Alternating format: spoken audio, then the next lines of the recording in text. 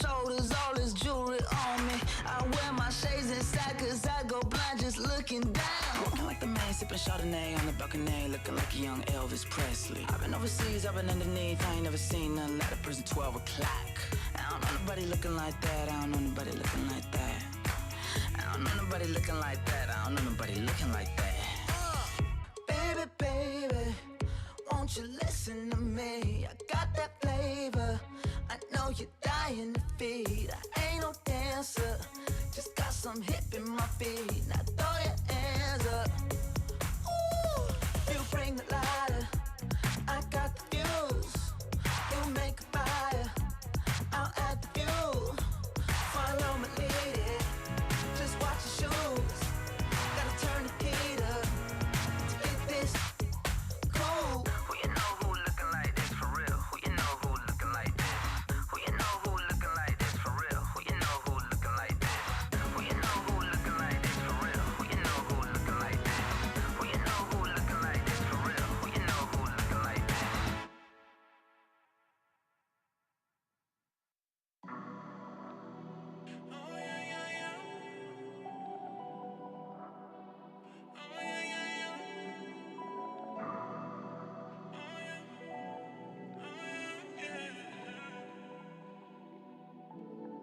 I don't wanna waste my time just stalling. I'm just being honest, you know that I'm falling. I need some space just so we can get caught up. Let me set the pace just so you can get on it. Floating away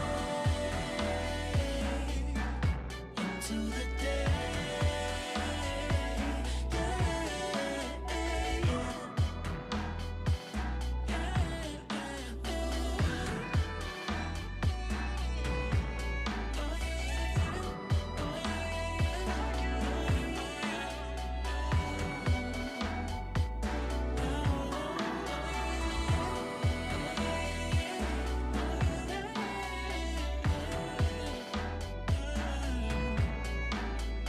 We've eaten up a charge, touch like a work of art, burn like a fancy scar, running a case for hearts, tearing myself apart. Well, I'm just trying to keep my cool. I'm acting like a fool. I've gotta make it cool. What am I gonna do? I don't wanna waste my time just stalling.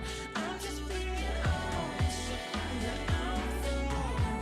I need some space just so we can get caught up. Let me set the pace just so you can get on it.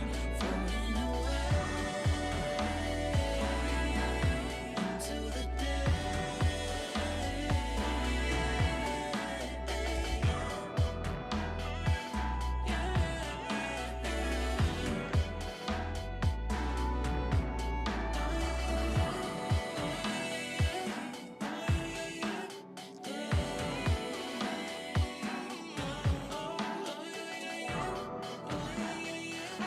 Oh, yeah.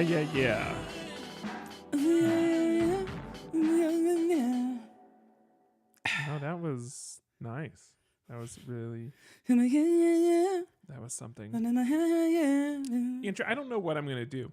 I mean, Okay. I'm saying that that's what it is, but Oh, okay. Well, I don't know. that's what I typed.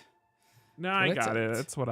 That's what I did as well. I see it. Jedi, Becca, Kate. Hello, Will. Listening in the car. Bad weather lottery this year. Almost every weekend has been rainy.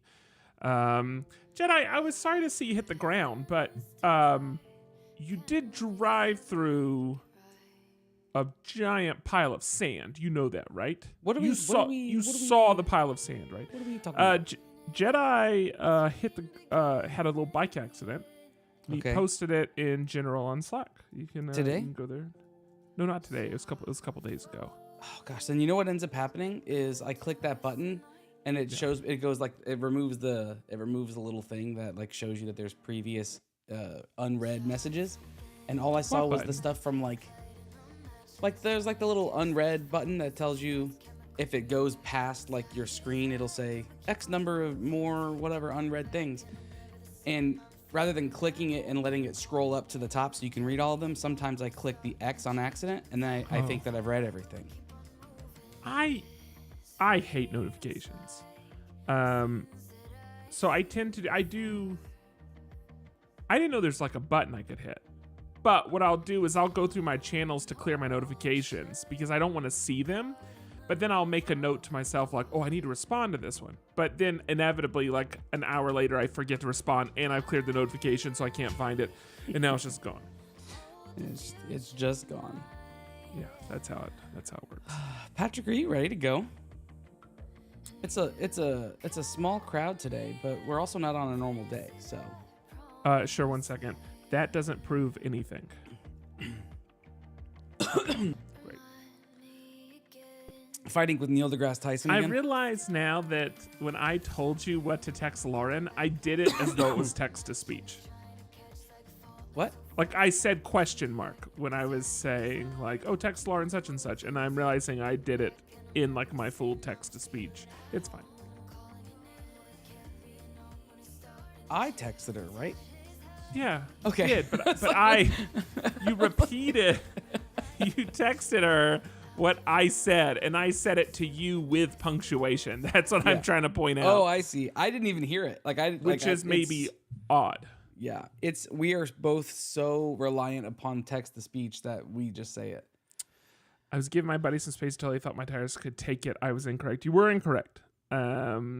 We had, so, you know, I'm going to tell a story on the podcast. I'll tell a story. Why don't we just get started? About. We're not waiting for anybody else. Okay, let's do it. Let's get things started. You know, let's just jump in. 3 and 2 and 1 and that was good. I don't think mine registered as a clap. It was all right, like, let's do it. Yours sounded like this.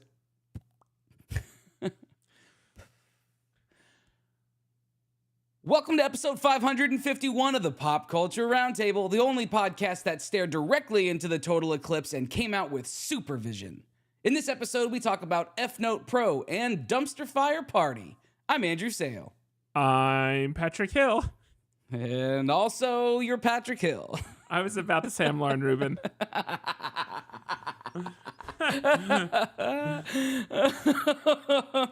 Oh gosh, that's called autopilot, ladies and gentlemen. Yeah. You want to try that again? I was halfway through I'm before I realized what I was doing. Yeah, go ahead. In this episode, we talk about EFNOTE Pro and Dumpster Fire Party. I'm Andrew Sale. And I'm Patrick Hill. So throw off those ISO glasses and let's burn in another episode. When does the light come back?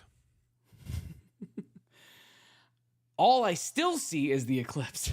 Yeah. I did find out today there's something called like... Actually, let me look up the name of it. You start the episode. I'm going to look up the name. One second. Okay.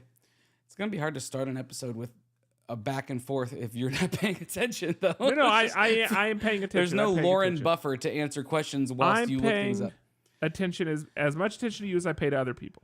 Yeah, well, that's not hopeful for me. Okay. Doesn't provoke a lot of hope. We like to kick off every episode by going around the table where we talk about things that are new, fun, and noteworthy about our weeks. To start off this week, it's just Patrick and I. Lauren's not here. That's neither good nor bad. It's noteworthy, and that's it. It's not fun or Sorry, good. what were you saying? There's no way to know for sure. Okay. But Patrick, what's been happening with you this week? Have you made it out of the cone of totality? Two things. Number one, I found out today there's an organization called Astronomers Without Borders.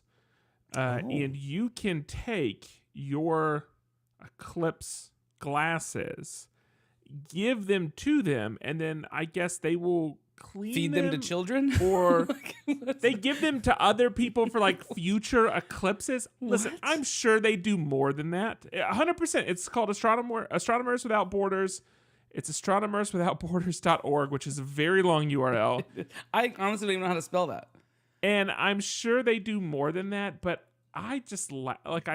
Like this idea of like for underprivileged people who want to see an eclipse. Like I don't understand. I don't. Gosh. But I guess like weren't like schools giving away glasses? I'm confident they were. There was someone sitting in front of the grocery store on Sunday, maybe, trying to sell them for like $2 a pop. Somebody was saying though, so there was like a PSA out about getting cheap or knockoff Eclipse glasses, and they And them needed to not be being They needed to be real. ISO in order to be, protective. And so I did see a meme of someone like wearing knockoff Eclipse glasses, and their eyes were just on fire, just looking through, staring up at the sun, and their eyes just being on fire. I did learn one of our presidents, not one of the ones in the last decade, but one of our presidents did have eye damage from looking at an eclipse. And I could tell you which one, but it involved me Googling to learn that fact again. Yeah. And that's too much effort. So I love that I love that you said to learn that fact again. Couple things wrong with that sentence. One, you didn't learn it the first time. I know that what I said is true. Okay. Even if it feels incomplete, You learned it a was concept of an idea, but you did not learn the fact. true. So the second thing, one of our current Twitch members was involved in a bicycle accident this week. They are fine. The way I said that made it sound much more dramatic than it was. It did. Yeah. They drove through what is basically a puddle of sand. I don't know if sand can have puddles. I don't know how viscous something needs to be, or like I don't know like when something becomes a puddle, but that's what it was. And it reminded me. Sorry, go ahead, Andrew. Well, I was gonna say, would it be a pit of sand? It's not. It would have been pile. deep enough. A pile of sand. Sure, yeah, a pile of Yeah. sand. A pile of sand's probably better. Yeah. But it reminded me. So my family at one point owned a motorcycle shop. Not all of us. I think just my parents owned it. And You weren't cashing dividends on that? no. It in fact that did not give me anything, but instead it just took. But there's a whole series of just like people doing dumb things and like wrecking motorcycles, and I have a lot of good stories from that. I won't tell them all to you tonight, but it reminded me of one in particular, which is a guy. He bought a Vulcan 900 from us, which is a cruiser. I would say it's like a mid-size cruiser, and they had just come out. So if you're familiar with it, this was like the year they had released, and he got on it. He buys it from us. We do the whole delivery. When you deliver a bike, like when you get a bike from a factory, it'll already have a few miles on it, but typically less than 10 miles. So it had a couple miles on it, but he bought it new, leaves. He's 10 minutes up the road, goes to make a sweeping left-hand turn, goes right through some gravel, off the road. Kept sweeping. Yeah, he broke a 4x4 post with his knee. I had to go pick up the bike and bring it back to the shop. He had to go to the hospital. He was out. Yeah, he was out with that for a bit. The bike was basically fine. We had to fix a couple things, but it just, you got to be careful. So I don't think I've ever told you this, but there was a moment in my life where I almost owned a murdered out Harley Sportster. Murdered being like blacks and shades of black. Black on black, and it was Yeah. specifically matte black.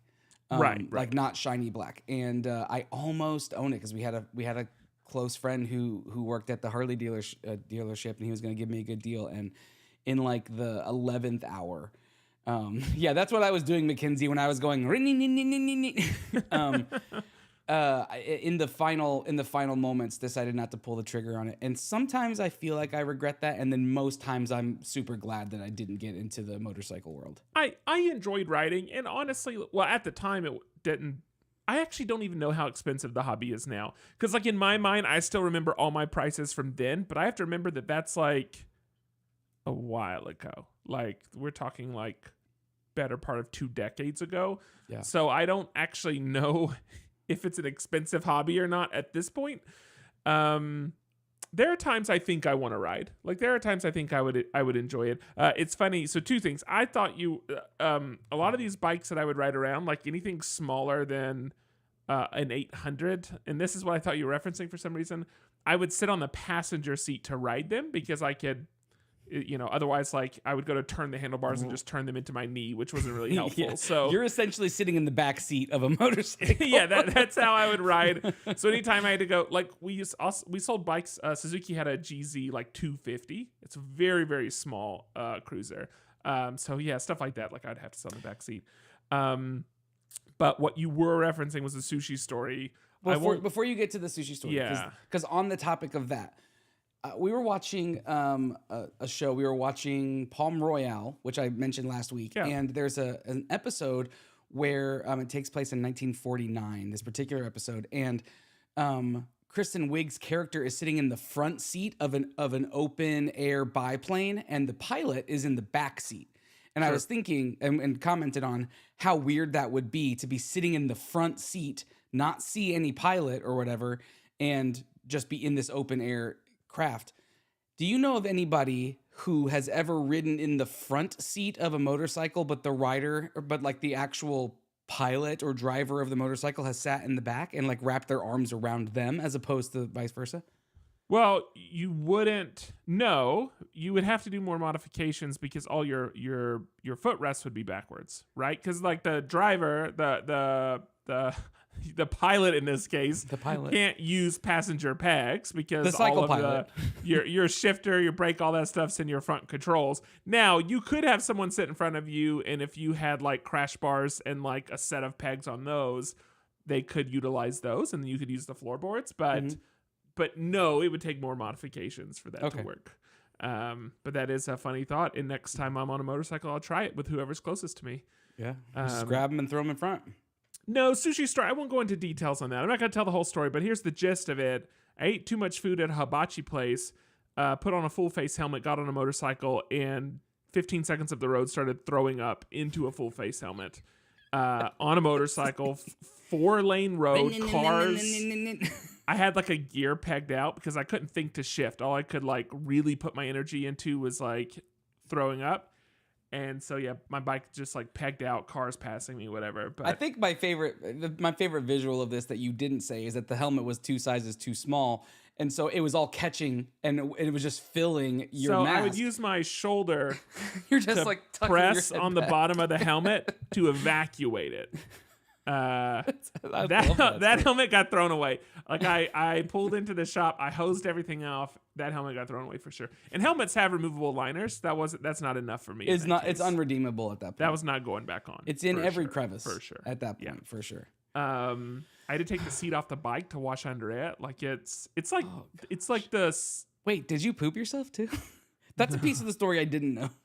No, but like, you know how if you like break a glass window, you find glass like a year later. That's how You were thrown up finding is. crusty vomit.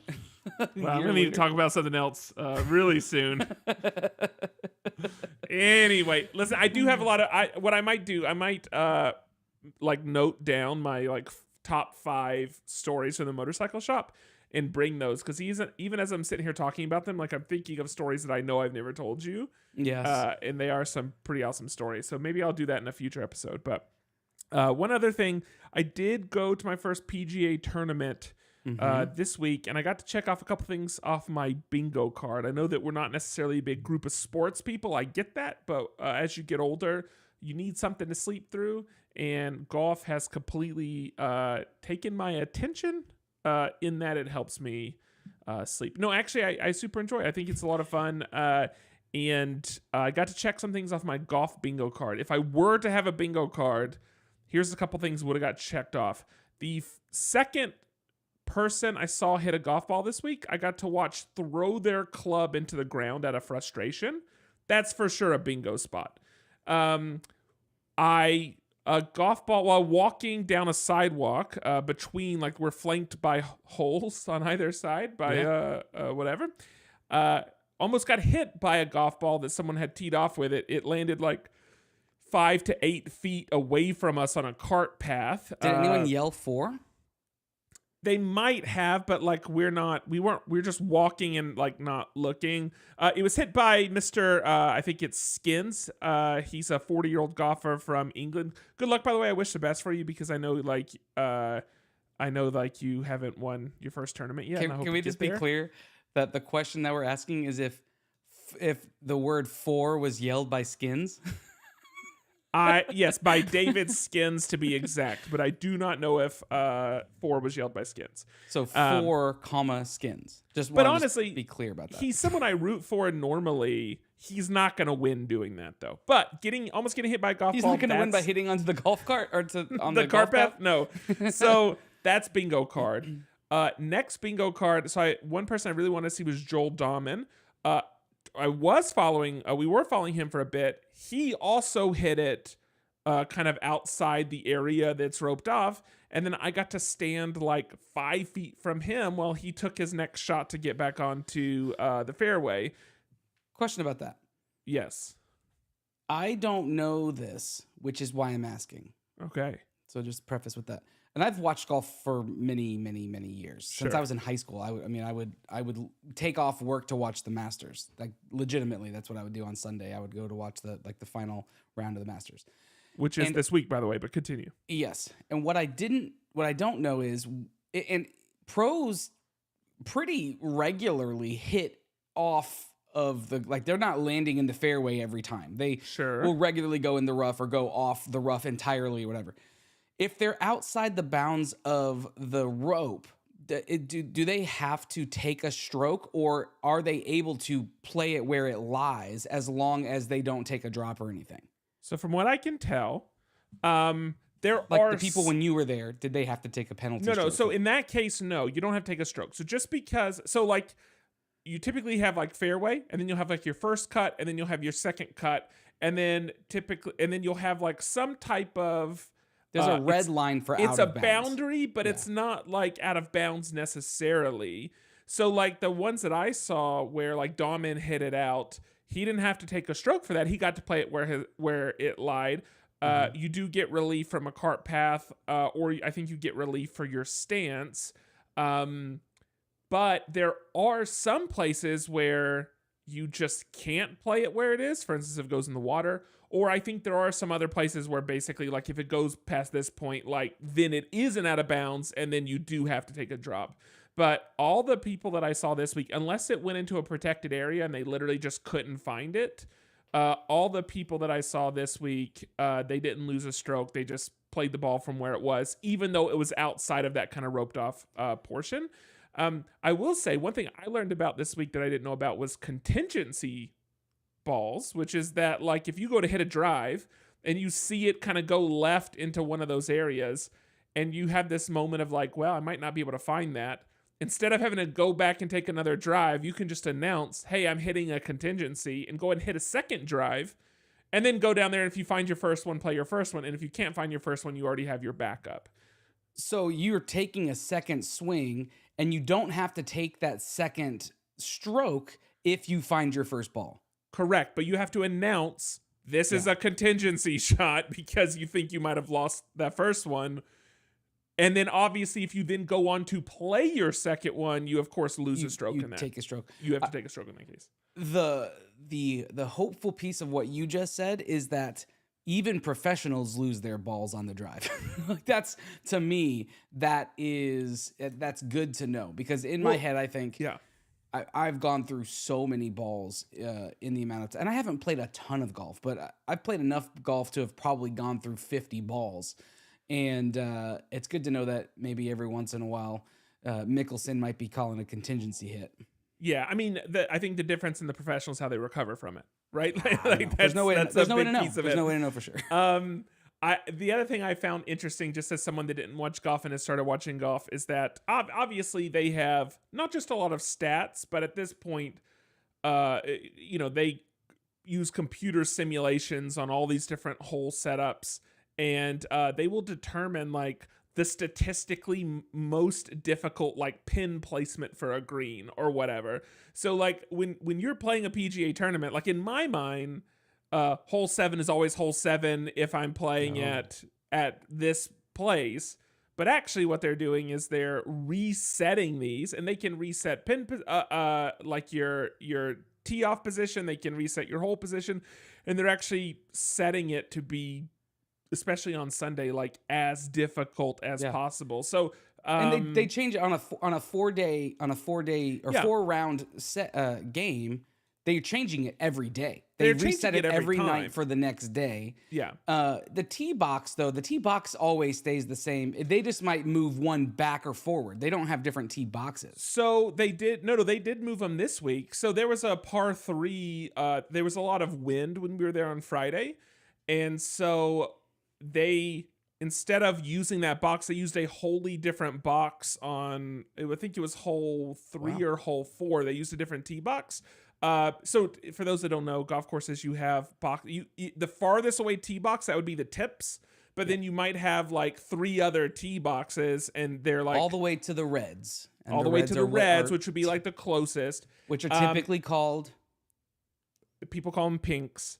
No, they call them the like tees. the ladies' tees. Yeah. Well, that's usually they call them the pinks because that's their whatever.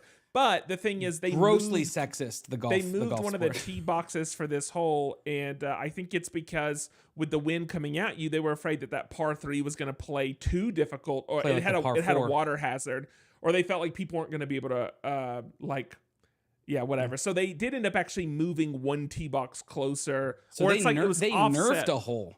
They did nerf the tee position on one hole because of the weather, but anyway, it's just fascinating. I'm realizing the more and more that I watch that being able to hit the ball is in some ways a small percentage of what a golfer is actually doing. Oh my gosh, yeah. hitting the ball is, there is besides an art, and there is an art, but there's also a science behind this stuff. And it's essentially a physical version of an algorithm. That's what's happening every time people who know what they're doing playing golf, they get out there, and it's mathematics at that point. They're charting. They have charts. They keep track of distance and wind and what the greens are doing, like how they play, whether they're fast or slow. Yeah, it's crazy to me how much knowledge you have to be actually good at golf. But it was a great event. It was a fun event. Like I said, check several things off my bingo card. So now you're ready to get out there and actually swing some clubs, never. Yeah, at some point. But for this week will be the Masters. By the way, anybody that wants to watch going on at Augusta. Shout out to our boy Jason Craig, who's going to be there in spades. Cool, great, really? Yeah, he shared a picture on Facebook yesterday or Instagram, sweet. One or the other, of all this Masters swag that he has. Man, I don't have either of those social platforms, but that's awesome to hear. But for sure, like I don't know. I think it's a good watch. Maybe just try it. Maybe just turn some on. Wait till Saturday or Sunday, especially on Sunday, because that's the last day. All the storylines are like fully developed, and I don't know. Maybe try to turn it on and watch a little bit, and you might find that it's more enjoyable than you think. But that's it for me. And you don't feel bad for drifting off during it. You can sleep pretty well. It's almost designed for that. Like, they have everyone be quiet. It's not as Listen, this week at the event we were there on Friday, but on Sunday, on the final day, Koozie Day, it ended up between you were there on okay. Listen how crazy this storyline is. This will make sense to you. This guy was like 6 strokes ahead going into the back 9 on Sunday. The guy that's in lead, he's like 6 strokes ahead of second.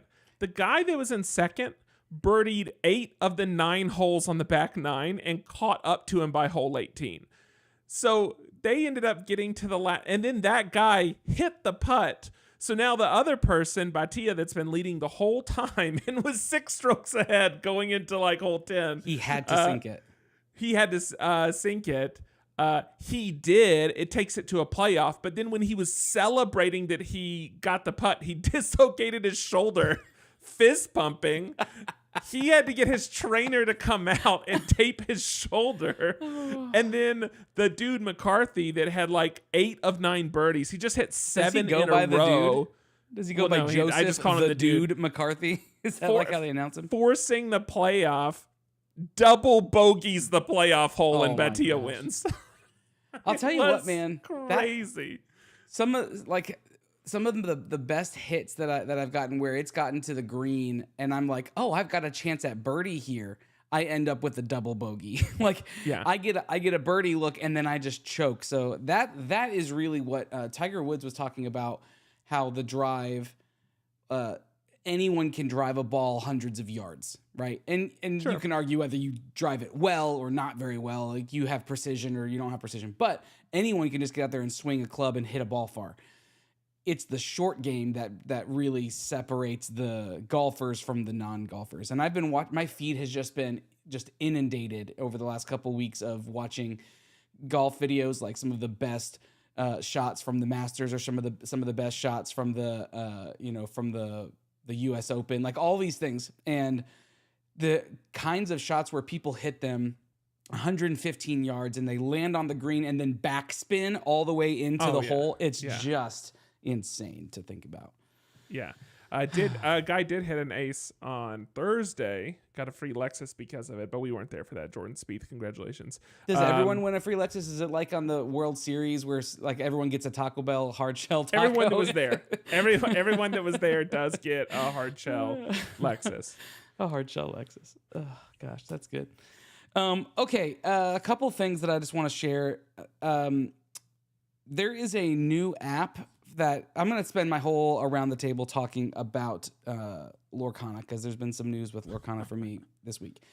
There's a new app, or it's maybe not a new app, but it's new for Lorcana. You can now start in the app Collector.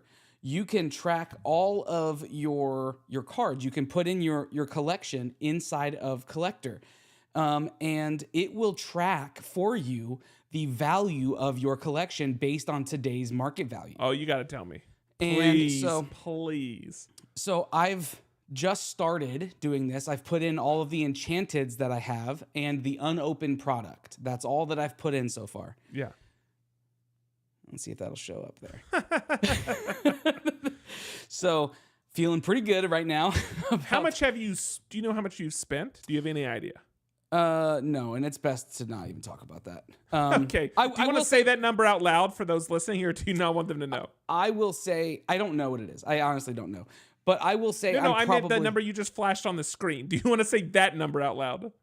It's thousands of dollars. Yeah, okay. Yeah. Okay.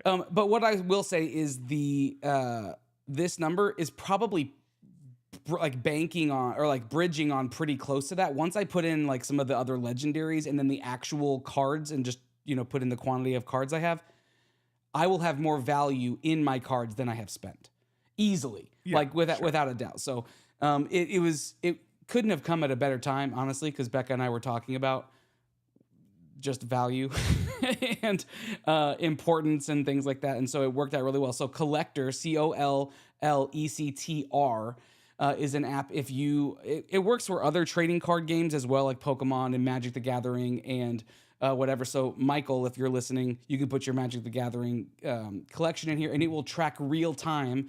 And here's what's cool too. You can pick a card. It will show you the real-time stats of that card, and then down at the bottom, besides showing you the current price, it'll also show prices based on a graded version. So, like, if you get your cards graded, it'll show you those, and then at the bottom, you can view current eBay listings and TCG player listings, and it will tell you can tap on it right there, and then just immediately go buy one of these cards. So it's a pretty well integrated app. Works really well. I would recommend it to anybody who has cards. Yeah, Jedi, it would be really good to see, because Jedi famously has the D23 promo cards and the initial Mickey Mouse Brave Little Tailor card. So I'd love to see what his value is at just putting those cards in. I'd love to see what that is. I guess I could find out now if I clicked on it, but. Two things. The person you mentioned is still in to play the tournament, and they want to have a practice session Saturday morning if you're down. Perfect. That's more of an off-the-air conversation, but it just happened. Number two, Poke Bowls. We've had them. Mm-hmm. I'm thinking Jamaican Poke Fusion, and you call it Pokemon. Oh gosh, I'm like, where the hell is he going with this? Like, you're just really just taking it off the rails. Yeah, you could absolutely do that, and I would support you, not financially, but I would support you Yeah, emotionally. that would be a disaster. That would be, I would give you the most high fives a because friend that could for give. sure will cost more than you spent on Lorcana. Oh yeah, it will. You it will for not sure. get that back. So speaking of the practice, getting practice rounds in for the tournament that I mentioned a couple weeks ago on the show, I did break down. I saw that, I've told you that they sell proxies online, really well executed proxies that look almost like the real cards. Like some of them are indistinguishable if you get like a regular card and you don't get a foil. But I did see that someone had a proxy available of the Stitch card that I'm going to be playing for. So I did buy this as motivation. So I'm showing this to Patrick. The only looks thing good. the only thing that's different about this one is the foil is just an all over foil as opposed to like that like swishy foil. I'll show the squishy foil in a second because I have another card to show. But this is my my motivation card. I spent $9 on this, and it's in front of me going, okay, I got to get the real thing. I got to get the real thing. So I'm going to get some practice rounds in for that. I was opening a few packs. Becca's mom sent us some packs, and on the last pack, it was literally the last pack that was underneath other stuff in the box. We had actually already opened the other packs, and I was going through the box and found this final pack. Final card in that pack was Captain Hook, the Captain Hook Enchanted, which is so cool. Now I wish I had my Peter Pan back. I want to say that you're luckier than the average person, but you also have spent more than any other person I know. I've put so in the it's time a numbers and game. the money. Yeah, It's a I've put numbers in the game time for and- sure. Now, JP has put in almost as much as me, and I will say this set has been way better to me than it has been for him. Last set was better for him than me. So we've gone back and forth on that. But to show you the difference for people who don't know, this is an actual foil, enchanted foil from Lorcana. So you can see that kind of like almost wave-like pattern in the it foil. almost looks like the figuring inside Maplewood or something. It's that type of like wavy movie, whereas the one on the fake one is just very linear. It's straight lines. It's just an all-over foil. So that's the difference. If you're ever trying to, if someone's trying to sell you a card and it doesn't have the wavy look to it, don't buy it. Speaking of getting cards from other people, I also this weekend I'm always on the forums and always like I actually do trade. It's a trading card game. I actually do partake in the community trading portion of the game besides just playing and collecting. And there is a card that's been kind of rocketing right now, and I missed out on the Elsa rocket because I sold too early. And that card, Elsa right now is hitting like 15 to 1600 for a raw card, meaning like ungraded or whatever.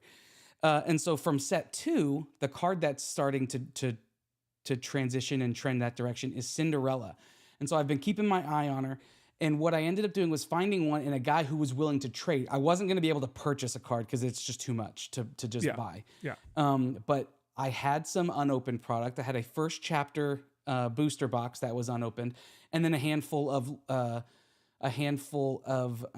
legendaries to make up the difference, and managed to trade for this beauty. And this is looks crazy. Yeah. Cinderella. And when I first traded him, the card was at 435 was the value, 435. That was 2 days ago. It's already up to like 488 now. Like that's how these cards are trending right now. So I'm feeling pretty good this week about my Lorcana investment. The investment seems right now to be holding pretty strong for me. So just wanted to share that little tidbit of information. Listen, if you get lucky and we get one more COVID, then I pray for a daily limit. I pray for a daily. Those cards are going to go way up. That was very good for Pokemon, for the Magic community. Like, yeah, it's I mean, it's got to be great for it. I have one final thing that I want to talk about, and we're going to throw up a poll to all of the live watchers of this. So, Patrick, go ahead and throw that poll up. What you're going to see if you're watching this is there's a poll that you can answer, and I would love to see what everybody says. And it just simply says Chuck or Chunk. And here's what that means. I was at work today and somebody said that they were going to chunk something at me. Okay. What does that mean? Throw it at you. What? Yeah, to chunk something. No. You don't chunk something. Can I vote? Can I You vote? chuck something. And they said no. And so we did a quick poll in the room, and I'll tell what the results of that were in just a minute. But I want to know from people, do you say chuck? Like, I'm going to chuck this bottle at you, or do you say chunk? I'm going to chunk this bottle at you from across the room. It's important to know this. Don't just type it in. Click the thing. Like, click the... Listen, I made it where you can bet multiple times using channel points. You're welcome. Oh, wow. Okay. So, yeah, if you are in favor of chunk, now's your chance to really boost your numbers. But it's looking like nobody is saying chunk at this point. I wonder if Texas Lobo is listening right now or is tuning in. It was his wife who told me that it's chunk. Anyway, while we're waiting for these results to come in, we were having this debate all day long, back and forth in little chunks, in little pieces throughout the day. We were having this debate. Enough so that another member of our team, who, let me just state, is like, I want to say he's in his late 50s or early 60s. He he's not like a funny guy. He's not like a guy who super gets involved in these kinds of dialogues or like office shenanigans. He picked up on what was going down, and when I got home from work, I had an email sent to me and Amanda, who I was having this argument with, that it was an article about the colloquial version of how to say throw in Texas. And it was specifically, the title of the article was like, Chuck versus Chunk, a Texas story, or something like that. Like that's how it was like articulated. And did just a cursory read of this article. I'll link to it in the show notes. Talk like I don't know if that's it, but it's right on the money. And it turns out, if you're a native Texan, you are much more likely to say the word chunk than to say chuck when you're talking about throwing. So have the results come in yet? Like, have they completed, or is it still open? Who's to say? It looks like even if the poll has ended. Okay, Chuck wins with a far outweighed 7 votes to 0. 100% of the votes go to Chuck. Anyway, I'm so glad to hear that. And for me, it's a validating situation. So yeah, I would love to know what some of these other like state-specific colloquialisms are as it pertains to just word changes, like just changing the definition of a word for like regionally. I'm actually like really interested in understanding like the origins of that. I mean, here's the thing. So Carol just sent me a screenshot. Carol does not live, I'm not going to tell you her address, but she lives several states away from here. And it's a screenshot of a Google search result. And the top article is an article from Texas Monthly about Texans specifically saying chunk. There was an author that put chunk in a poem. It references that as well. So chunk in Texas is apparently a valid thing to say, but we all know that that's wrong, and it's Chuck. yeah. I mean, there is a city somewhere in Idaho that has there we go. Texas Lobo's here now. He must have just showed up just outside of the voting window. But there's a town in Idaho that has its own currency. And it has its own president. There's technically 2 presidents of the United States. And when people ask the government why they don't shut this down, they said, well, he's not really doing anything illegal. It's just super weird. And like, sure, you can say chunk, and you can even say that everyone says chunk in Texas, but that doesn't mean that your currency is valid if you're using macaroni noodles. Like there's still a sense of validity that comes with the majority on something. So anyway, that was just for me, it was just a fun, and I get to go tomorrow and share the story. And you were also telling me it's pronounced Jif. Jif. Yeah. Perfect. Great. Yeah. I believe it's Jif because that's what the guy who created I it believe calls it's Jif too, and no Yeah. one else is on this call, and so we have spoken. Yeah.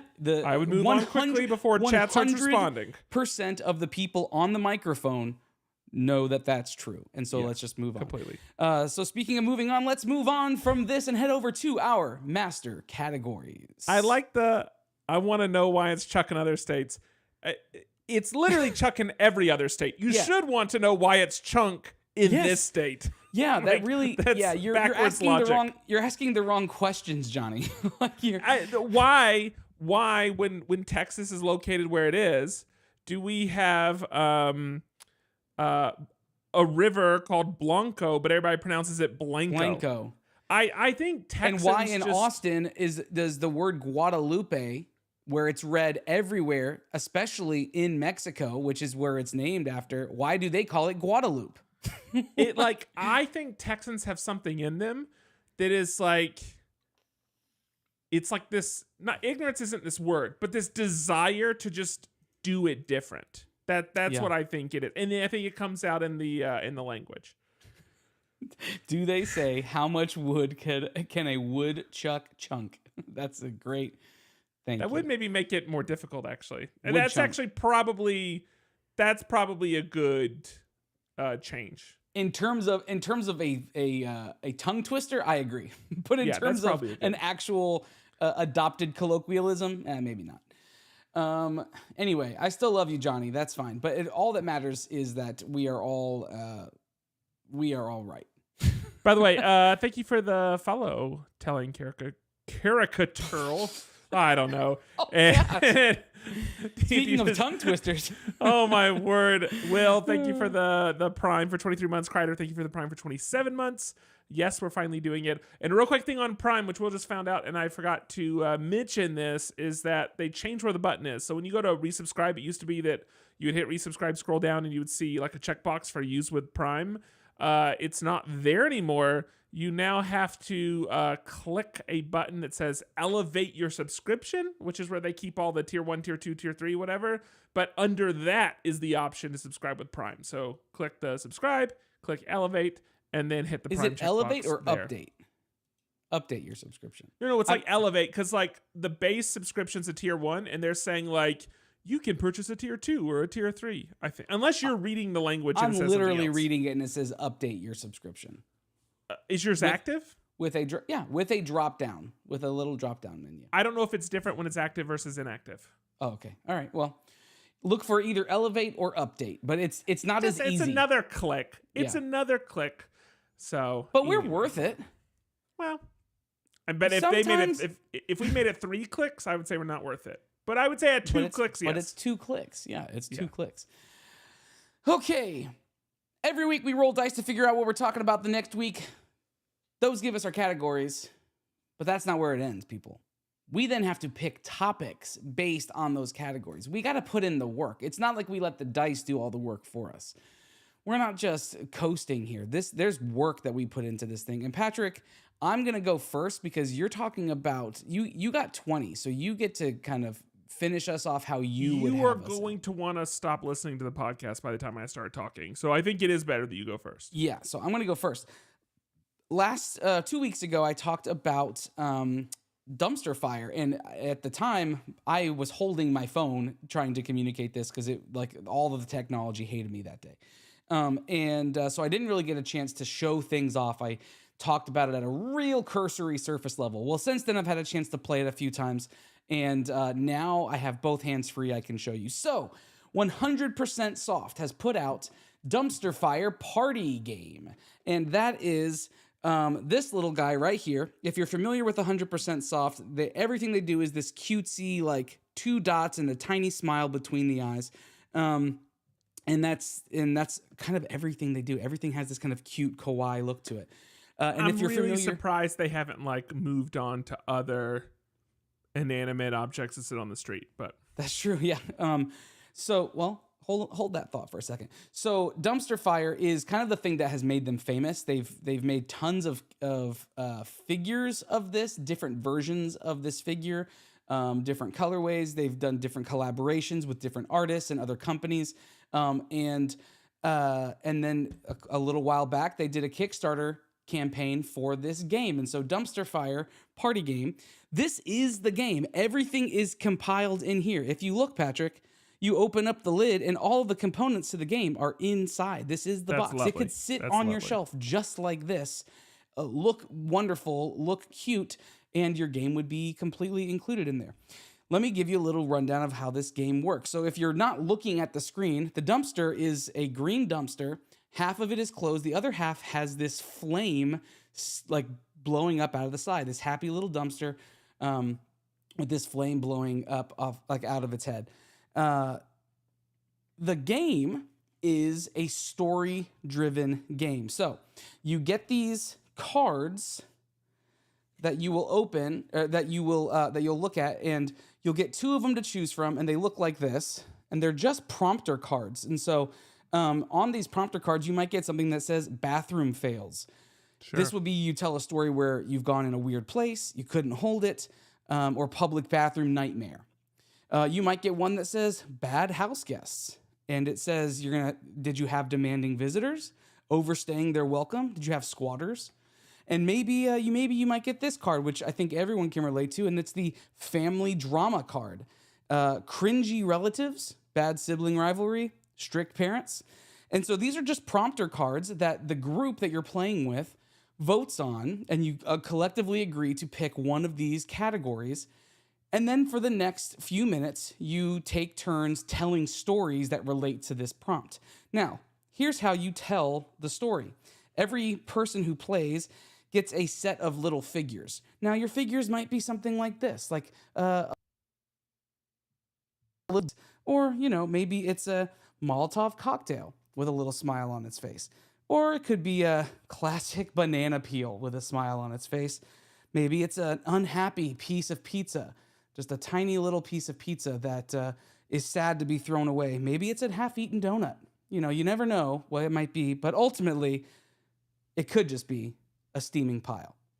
And there's several other characters that you can play as in here, and you get a set of 4 of these things. Here's how you show people that you have a story to tell. You choose what cards you're doing. We're all going to play family drama. We all have to tell a story about a family drama. As soon as you know a story that you want to tell about family drama, you take your piece and you stick it on the fire with the magnets. You stick it on the fire. You stick it on the fire. Everyone says, I've got a story about that. Then you drop it because you missed the fire completely. You stick it on the fire. Let's put this one right here, front and center. And once the round is done, or once that is done, everyone who put something on the fire, then you start going around and telling these stories. They can be super elaborate. They can be short and to the point. They can be funny. They can be scary. They can be heartwarming. They can be whatever. And the people sitting around the table, they will, after everyone has shared their story, they will write down on a little slip which favorite memory or which favorite story that they relate to the most. They crumble it up, they open up the dumpster, and they throw it in.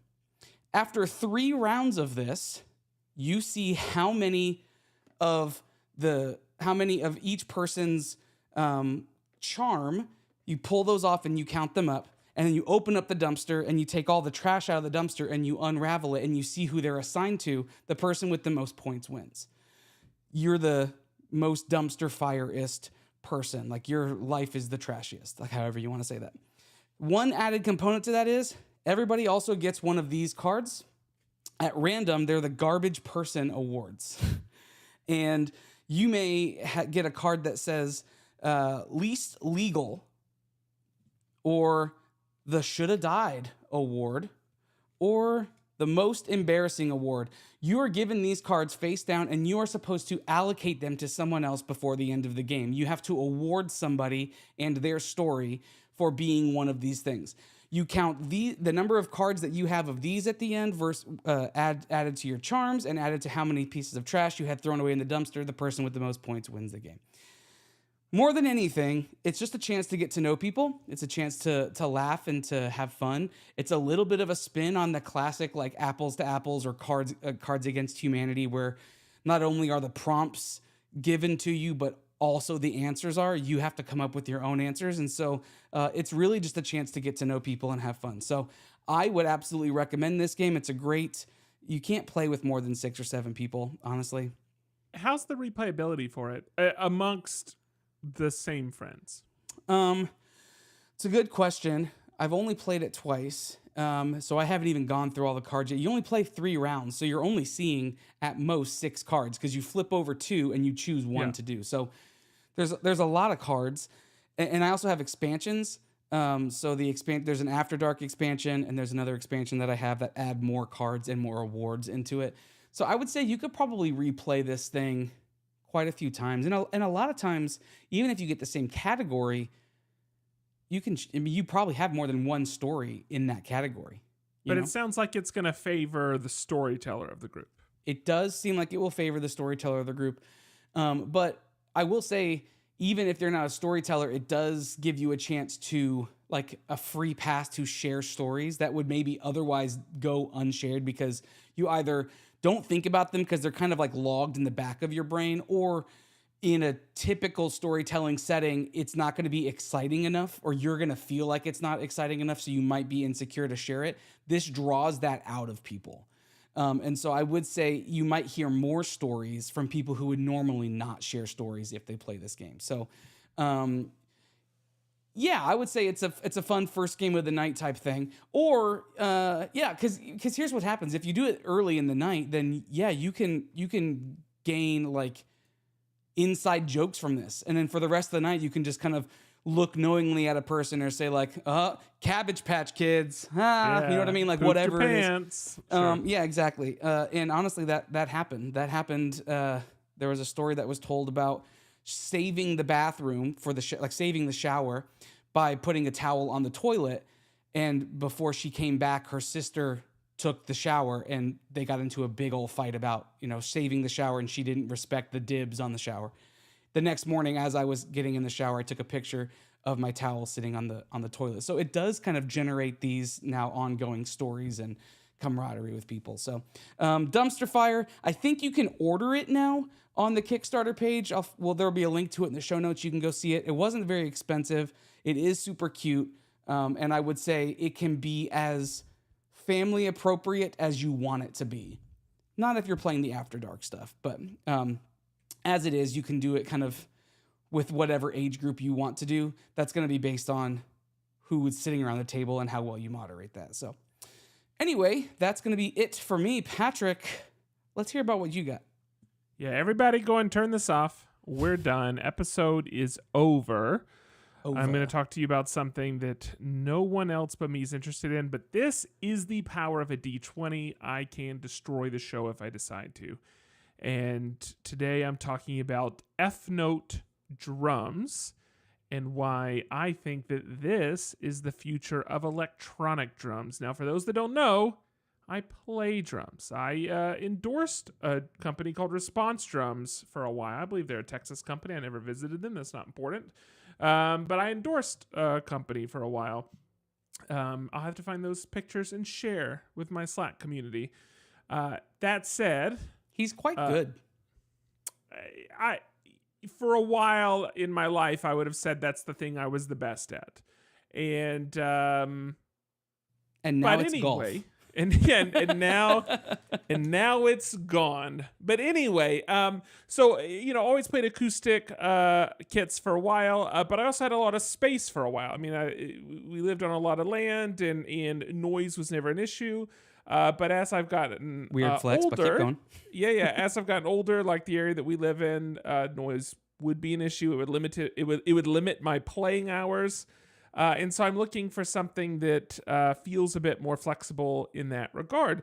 Now, the problem with electronic drums, number one, is just cost. Okay, so to give you an idea, you can buy what I would consider like a pro level set of drums, let's say $1,500. Now, that's not going to include your hardware and cymbals, but like even when we factor that in, let's say at like the $2,500 mark, we're at a pretty solid kit. I mean, we're talking about like all maple shells. We're talking about double braced hardware, These aren't like little B8s. Like this is a pretty nice set, $2,500, no problem.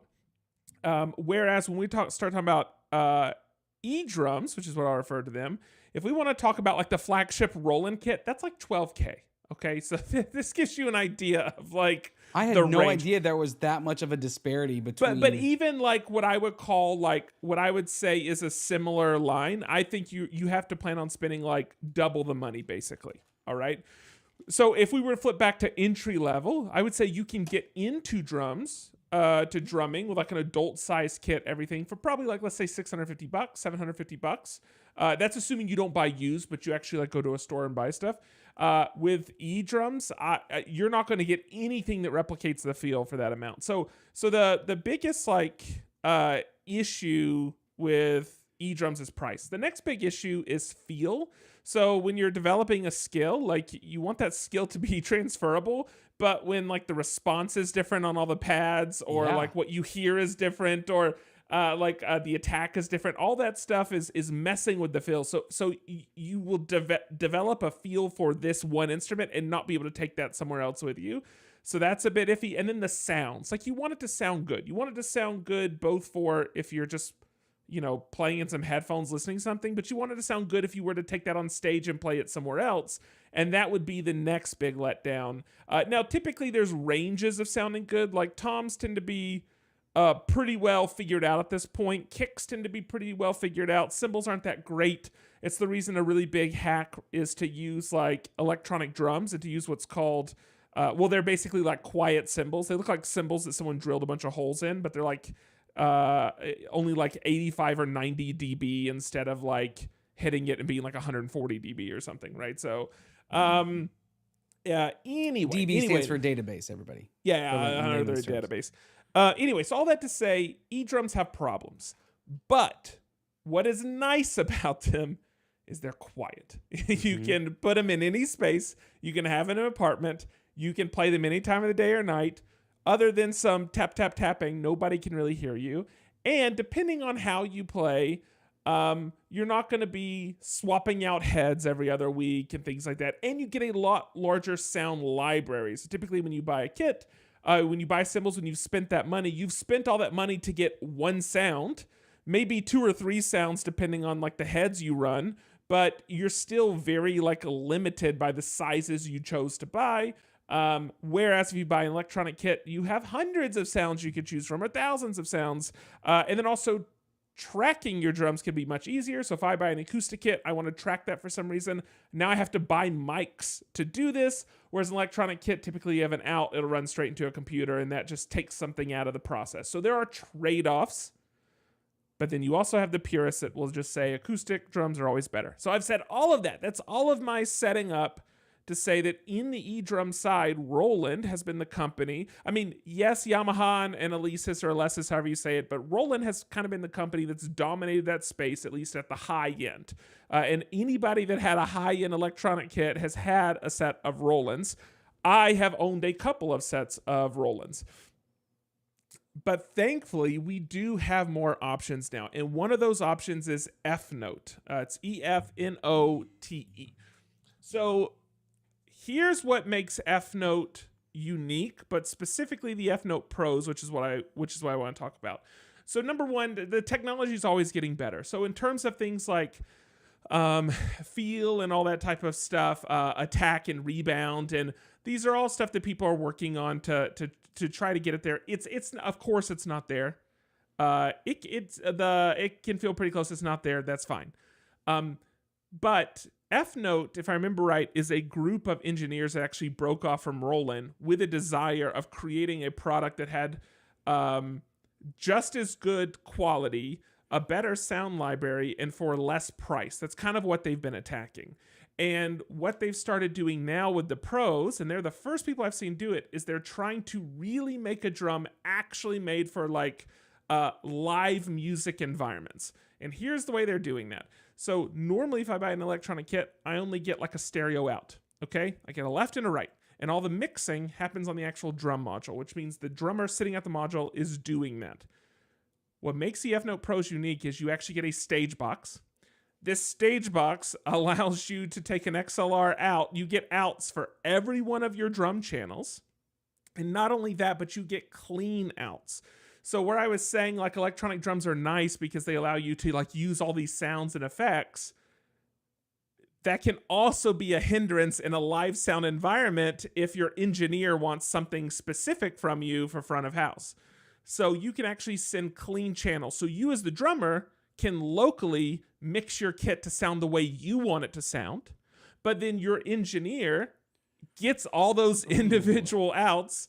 They get clean channels, and then they can mix it for front of house however they want to mix it. It is beautiful. Now, this is not So you see that as a good thing. You see that as a good thing. It's an amazing thing. Okay, because I would see that. I would be more nervous that you are. I guess if I'm thinking about it in terms of a vocalist, and I'm mixing audio that makes the most sense for me to play or for me to sing the way that I need to sing in conjunction with other people. A drummer could do the same thing to mix it to be able to hear and feel it the way they want to feel it, and then the front of house person hears the entire sound and mixes it according to the entire sound. So that is a pro, or that is a pro, like, thumbs up. Yeah, that's what I'm saying. Exactly. Yeah, in my head, I was initially thinking that it was like you mixed it how you wanted it to be, and then they took control of it, and then it's like, well, maybe that's not how I wanted it to sound. But you're just saying in terms of total room sound, not just like drum sound. Like they don't change the drum sound. Right. Well, they could decide to change the compression that it's on it. They could decide to adjust like the levels or the gain. They could decide to add other effects to it. But what I'm saying is your engineer, who's actually hearing the room, gets to make those decisions instead of having to rely on the drummer, who is hearing something else make those decisions. So from an engineering standpoint, it's a very, I should also mention I do engineering as well, but it's a very, very good thing. You should see the skyscraper that he made. Yeah, I know it's not related to this. Okay, so this is the other thing that I love about electronic drums, if you haven't paid attention to them. They used to just look like flat pads, and someone in chat just said, yeah, but acoustic drums look cooler. I hate to tell you, but these are those electronic drums I'm talking about right now.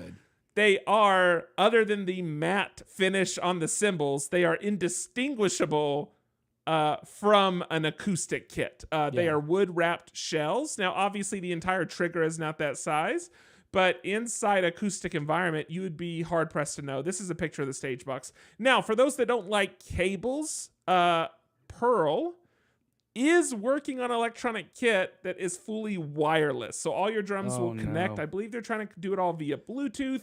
So it'd actually be a cableless electric set that looks like, so it'll look like a fully acoustic set in that it's all wooden full-size shells with no cables. I don't trust wireless protocols. No. So from that standpoint, it's not interesting to me. I'm interested in these. Especially when you're talking about something like drums. The timing, you can't have any lag on drums and have it feel they will swear real. that the latency is imperceptible, but I will refuse to believe it until this is my old man yells at cloud moment. I will never believe it. It's a bit more of the old man yells at the cloud. Yeah, the cloud. Exactly. That's what it is. But in my mind, these seem like for the professional drummer, for the person that actually wants to take their kit on stage, actually wants to tour around, these seem like the clear standout winner right now. Now, price-wise, what are these? Because I talked about how they've tried to do things less expensive than Roland. They are more expensive than acoustic set. Can I guess? You can guess. High-end, what would a high-end Roland be? I believe their flagship is $12K. $12K. And what would a low-end, like what would a high-end of an acoustic set be? I mean, don't get me wrong. Technically, you can spend any amount because of the embellishments. But that's why I was struggling to say the phrase. But like, what's the range I'm looking at here? I guess my kit that I primarily played was $4,500. Okay, I'm gonna guess. My snare was a little over the top, so I would say $3,500 is like that's a really nice. I'm gonna guess that these are coming in at $9,500. Okay, so you're right for some of them, but it depends. So they allow different configurations. The smallest configuration is a 3-piece with ride crash hats. And if I remember right, that configuration is in the $4,500 range, $4,800 range. Okay. The highest level configuration is a 7-piece. It comes with more symbols. And I think that one is like just over 10K. And then Nice. it's a whole range in between. Yeah. So the stage box itself, this is the big thing that we're loving is the stage box. That alone is like $2,500. So that is actually, I don't think the cheapest is 45. I think the cheapest one's like 52 if I remember Okay. right. All right. So the stage box is the bulk of it. Now, if you don't care about the stage box, you can get very similar drums without that just have the brain, and you can obviously save a bit of money. So EFNOTE does have more affordable things. So if you're only ever going to play in your bedroom, you do not need these. My interest in these is the fact that I could go play them on stage somewhere, and it Yeah. wouldn't throw my engineer off. It wouldn't throw anybody else off, and then I would, I would get to use all my own stuff, but without like impacting anyone else, basically. Yeah. So if memory, let's say $10,000, right? This is coming in at 10,000 for like the maxed out version. Yeah. If memory serves me right, all of the gigs that I played when I was in college, that would only be about 10,000 gigs to pay these off. I guess your gigs weren't as good as mine. Although, in fairness, I wasn't never, endorsed. I was never endorsed. So I was ushered through doors, but I was never endorsed. So I would say that you definitely have a leg up on me when it comes to that. Let me see. Let me real quick check. I think I have a picture for those that are here. I think I have a picture of me on my other kit, and I'll just hold it up to the camera, and then I'll cut it out of the episode. But let me real quick see if I have one, and I'll show you. Thank you. Not yet. You can wait just a second if you want to. I kind of thought that if I made you full screen, it would come up. It like somehow it would go faster if you did that. Yeah. It's not gonna go faster. All so right. 1 second. While It you turns do out that, I have I'm just gonna go full screen so you can see how pretty she looks. I just keep staring at how What are you good she staring looks. at? Oh, the That's card? Cinderella. Yeah, Cinderella's looks good. Gosh. I could sell my whole Lorcana collection to buy the lowest end version of these drums. You just said I could sell my whole like 4 times. I could sell my whole. You just kept saying it. Okay, hold on. Let me do one more sweep for the pictures. I didn't find it. Let me do one more quick sweep before I give up. For the purposes of just what you just said about what I said, today someone was trying to say the phrase, or someone was trying to tell a story about when they were attending seminary, which is like a post-Bible school. You know, it's a theological school, and they said in seminary, like, in seminary, I did and I just looked up and just started sending texts to other people around the circle. Like, man, I've got to say something. In seminary. I'll have to find it later because I'm totally not seeing it. But as soon as I find it, Slack, I'll. You don't think Mackenzie deleted it off your phone because she was jealous of how much attention you gave to those drums, do you? You know, I don't think she would need to be jealous. Well, I've seen how you look at those drums. Yeah, I did like them. I can't stop looking now. What's the whole sunk cost fallacy? Fallacy? You need to tweet about that as well? All this talk Okay, of found it. holes and seminary and fallacies. It's hard I to just know. found it, and then the first thing I did was almost hit delete photo. I don't know why I have such a compulsion to do that. This is several photos stitched together. Apologies. This is also much thinner, Patrick. Is this not gonna? Bro. Nope, it's not going to. My camera set on auto, but it won't. Just drop that in Slack, because what I'm that just dropping looked in like Slack was right you now. just held up a flashlight at the screen. M1 podcast destination Will Trurin. I like that. That's how it is. That's who it assumes that I'm sending it to. That's how much you talk to him. Maybe she's more jealous of how you look at Will than how you look at your drums. Maybe. Okay, hold on. I just sent it to Slack. Here we go. 1 second. Oh, I see. You're gonna send it to Slack, and then we're gonna show it on here. I see how we're doing this. Oh my gosh, it's the smallest picture of all times. This picture was taken. This is years ago. You'll be able to tell by my size. It was years ago, but Patrick, you were so small in this picture. You fit in there 3 times. I know you have to unpin me. That's my kit. that's me right there. This was also, again, this was a little bit ago. I sold the shells, but I still have the snare and like cymbals and stuff. But yeah, that's And this was what was it called? Renegade? no Response. Yeah, this was the Response. company that I endorsed. Yeah. Yeah, This and was this was on this their was like website. on their website. Exactly. Yeah, exactly. Look at you were a model. That's pretty good. Yeah, it's been a minute though. How do we get back to that? How do we get back to you being a model? I of ask things? every night. That's what I lay in bed asking myself. Dear God, I just keep talking to myself, going, "Come on, Patrick, how do we get back to that? How do we get back to that?" we gotta get back to there. What was it Yeah. again? Renegade? No. Shut up. Response.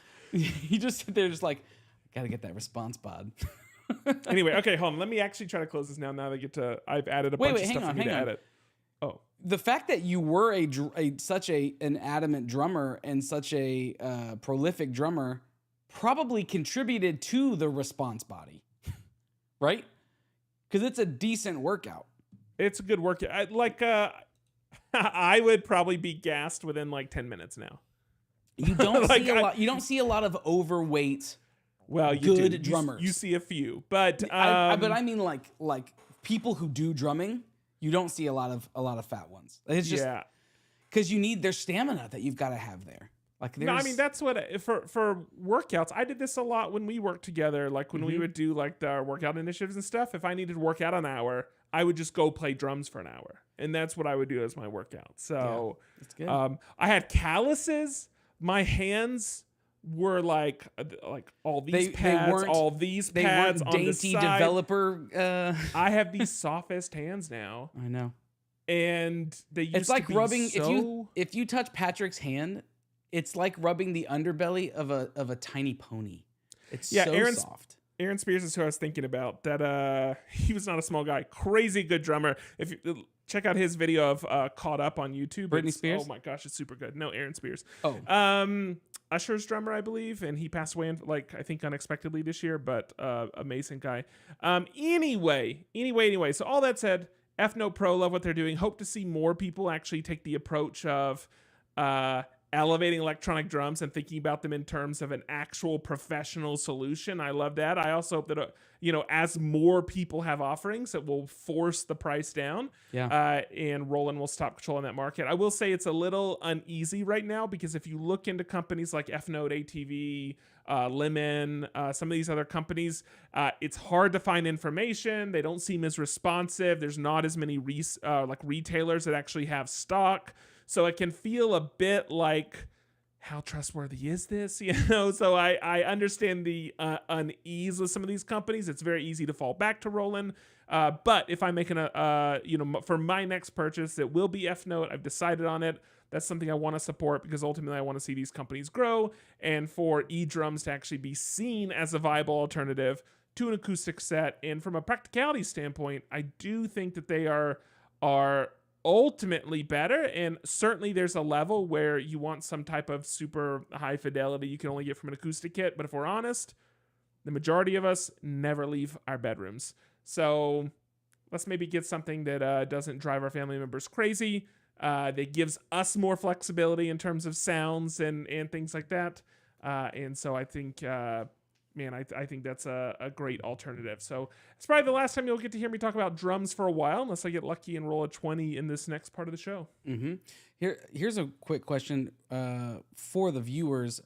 How far out do you think we are from gas-powered drums? It's going to be a minute, in that it won't happen.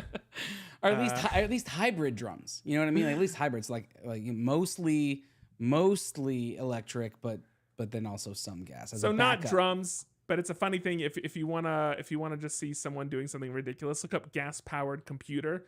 There's a guy that bought one of those small V8 engines that you can buy for like $1,000. Mm-hmm. He built it and then managed to run a computer off of it, like an OS.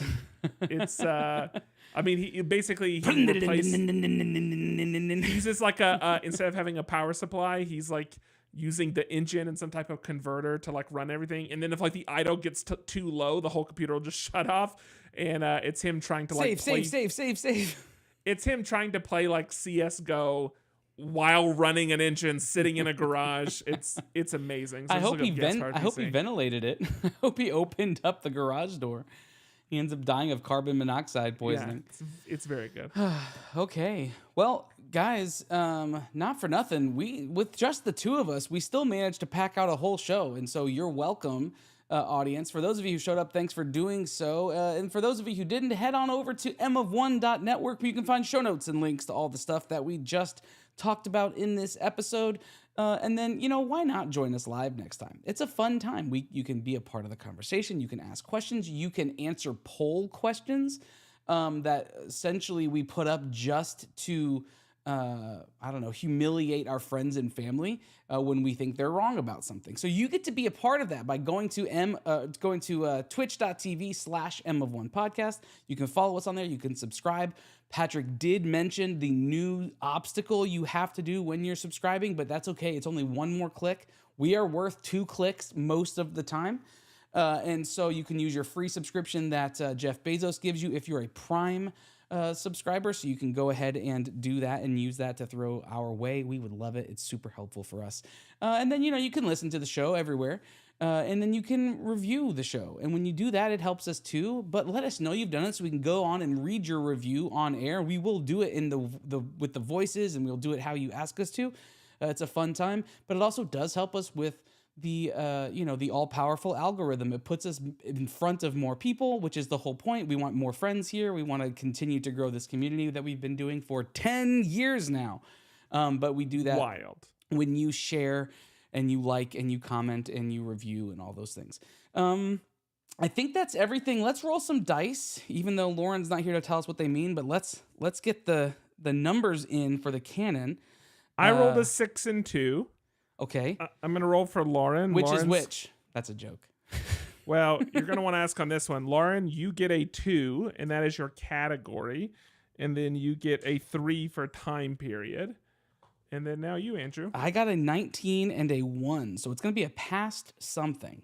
All right. Which means most likely there will be some sort of trivia tied to it. Because, what else do you do with the past? People already know about the past for the most part. There are entire college courses built around the past. What do they call those? I don't know. I never went. On that note, you can find us all over the social platforms at M of One Podcast. You can find me at Andrew Sale with 3s instead of E's. You can find me over at Collector, where I just keep watching those dollar signs go up, up, and up. Patrick, where do people find you on the internet? Blowing chucks. On that note, we're going to get out of here. I'm Andrew. I'm Patrick. Peace out. Bye. Blowing chucks. I mean, that's. Come on, everybody. Oh, That's what you pay for. Oh, it got loud. I'm sorry, everybody. It got loud. All right. I do have to edit this episode. Yeah. This episode goes live in just a few short hours. Yeah. So I'm going to go make the artwork and I do will the show have to notes. leave. It does make me sad when Lauren's not here for other reasons, but one of the primary reasons is that means that I have to do show notes. Yeah. So let's all root for Lauren to be here next week. All right, everybody, have a wonderful night. We'll see you next week. Thanks for hanging out with us. Hey, chat. Enjoyed it. You're all really great. That's all.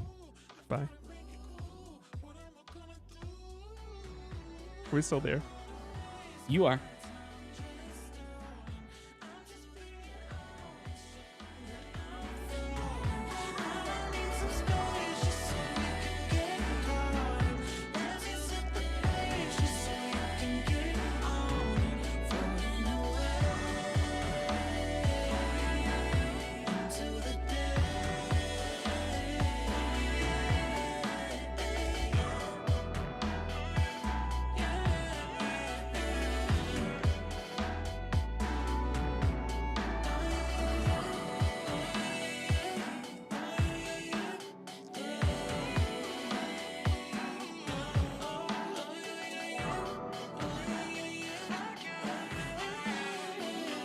Ooh.